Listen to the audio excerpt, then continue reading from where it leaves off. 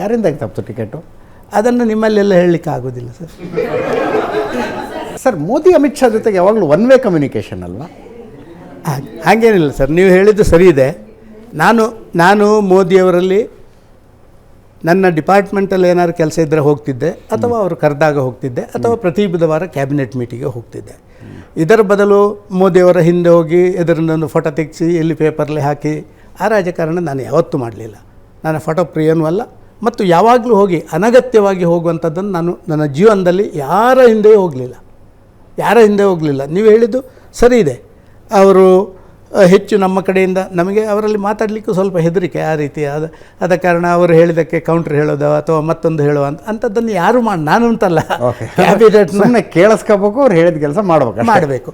ಮತ್ತು ಅದನ್ನು ಕೇಳಲಿಕ್ಕೆ ಮೊದಲು ಅವರು ಅದರ ಹಿನ್ನೆಲೆ ಎಲ್ಲ ತಿಳ್ಕೊಂಡು ಏನು ಅಂತ ಹೇಳುವಂಥದ್ದನ್ನು ವಿಮರ್ಶೆ ಮಾಡಿಯೇ ಹೇಳ್ತಾರೆ. ಅವರು ಸುಮ್ಮನೆ ಹೇಳಲ್ಲ, ಏನೋ ಅದನ್ನೆಲ್ಲವನ್ನು ಮಾಡುವಂಥದ್ದನ್ನು ಮಾಡ್ತಾರೆ. ಆದ ಕಾರಣ ನೀವು ಹೇಳಿದ ರೀತಿಯಲ್ಲಿ ನಮ್ಮದು ಒನ್ ವೇ ಕಮ್ಯುನಿಕೇಷನ್, ಸಾಧಾರಣ ಒನ್ ವೇ ಕಮ್ಯುನಿಕೇಷನ್.